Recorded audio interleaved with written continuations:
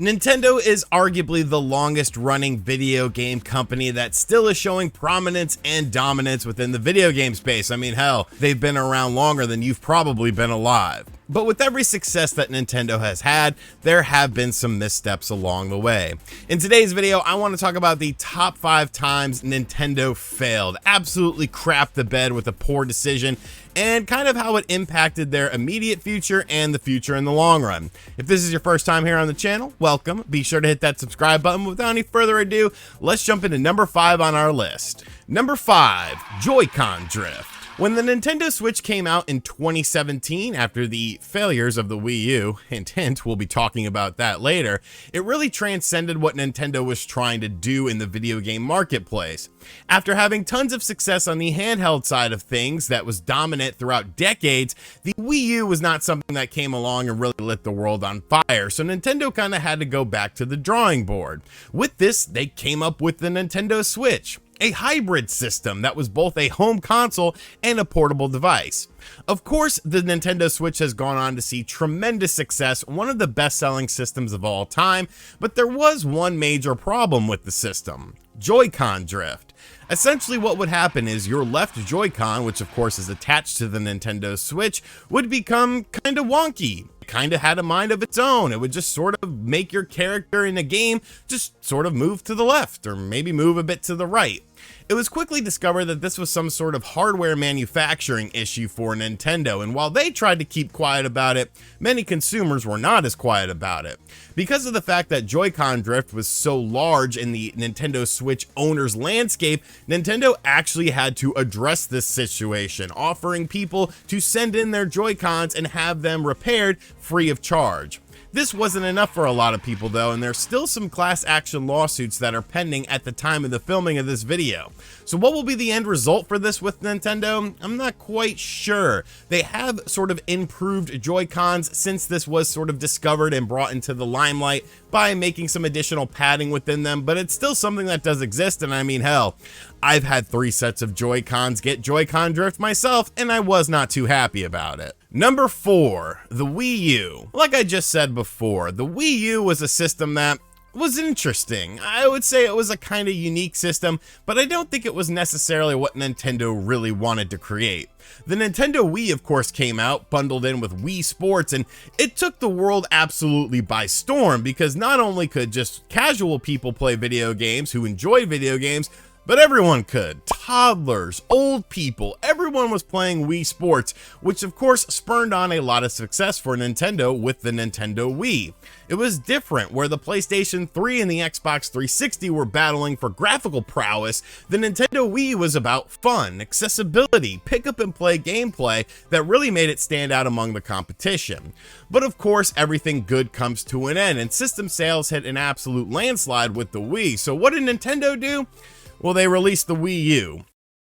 On paper, it seemed interesting enough. You had this gamepad that would offer you a sort of a secondary perspective, but what ended up happening was the system, when it launched, had very sluggish sales, mostly in part due to the fact of really 2 things, in my opinion.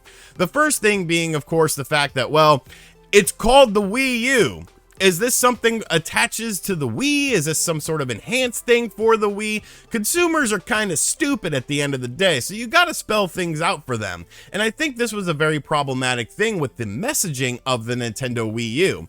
But the bigger issue to me was just the fact that Nintendo did not seem prepared for this system. When you look at the first-party titles that came out in the first year or so of this system, there wasn't really any bangers. I mean, New Super Mario Bros. U? Is that a banger title? Nintendo Land?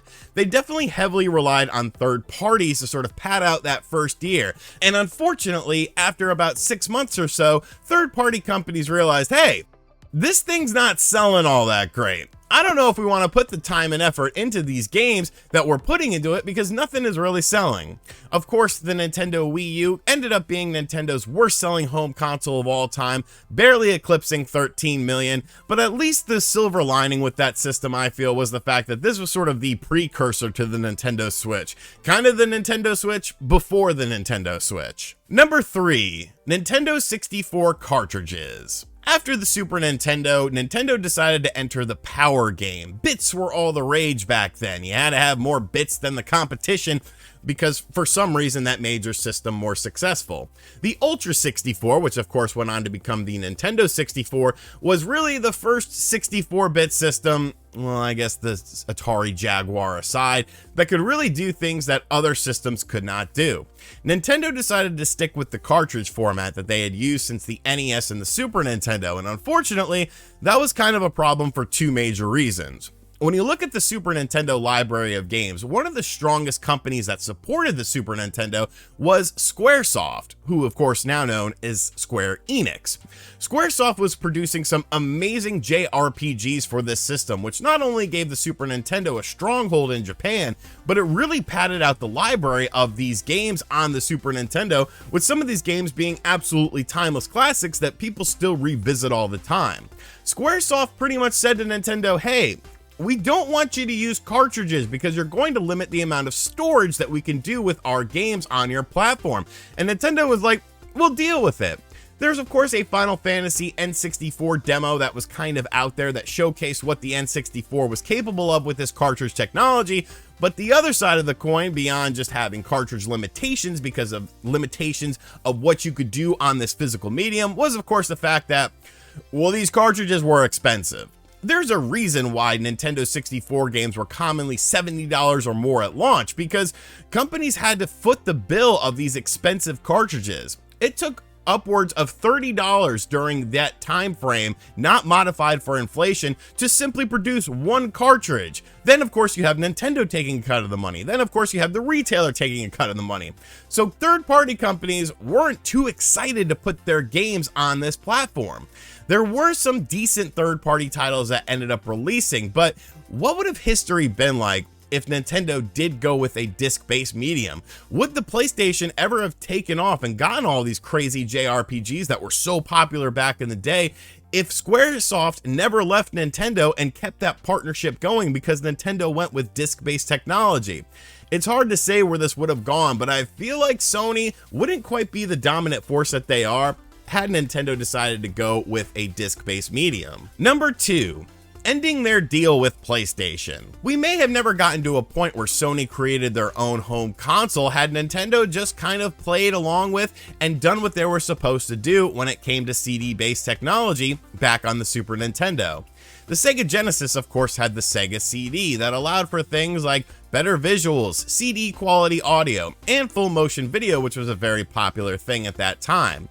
Nintendo started to explore this sort of thing and look at it from a perspective for the Super Nintendo, adding a disc-based attachment to this system. Who did they go and talk to? Well, Sony. Sony was on board to make a PlayStation attachment for the Super Nintendo, adding in CD-based technology. The deals ended up stalling out, it never went through, and it was pretty much Nintendo's fault, which basically led Sony to believe, well, we can enter the video game marketplace now because we have all this knowledge and we have this technology. Of course, the rest was history. The Sony PlayStation came out at $299 and really set the gaming world on fire with experiences that you could not get on other platforms while using the CD-based technology. So it kind of does tie into our number 3 thing, because this would have never happened. We never would have gotten to a point where Squaresoft would have left Nintendo had Nintendo teamed up with Sony and made this CD-based attachment for the Super Nintendo. What would video games look like if PlayStation was never a thing? I don't know, but it's definitely an interesting thing to sort of think about and revisit because of the fact that, well, PlayStation should have probably never have actually happened. It came from the third dimension. Number 1, the Virtual Boy. There's not enough time in this video for me to do this justice. I'm actually going to make a full video on the Virtual Boy and looking at its library, but you gotta wonder what the hell Nintendo was thinking with this. This was supposed to sort of be a stopgap, I guess, between the Super Nintendo and the N64, a 32-bit system that was kind of a handheld, but you couldn't really play it as a handheld. I'm not even quite sure what Nintendo was classifying this as. Was this a handheld like the Game Boy? Was this a home console like the Super Nintendo? It didn't really matter because this system had absolutely no chance at living whatsoever. Admittedly, I have a soft spot for the Virtual Boy, but problems quickly arose with this system, like the fact that, there's only two colors. There's red and there's black.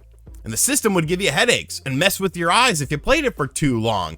It was an interesting time for Nintendo where they tried to do something completely different but fell completely flat on their face. We'll look at the Virtual Boy in a deeper video that I have coming up on the channel. We'll actually review all of the 13 North American titles that came out for this system, but the Virtual Boy was by far the biggest disaster that Nintendo ever came out with. Within a year, it was already being marked down to minuscule prices, being liquidated at many places, and leaving third-party developers sort of in the dark as they were creating games for this system.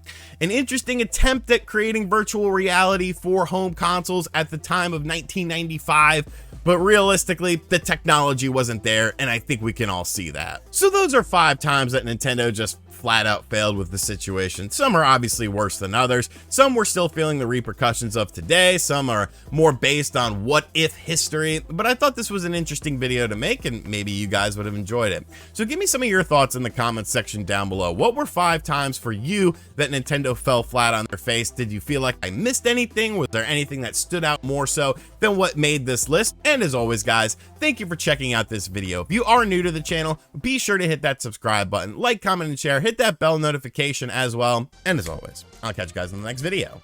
Later.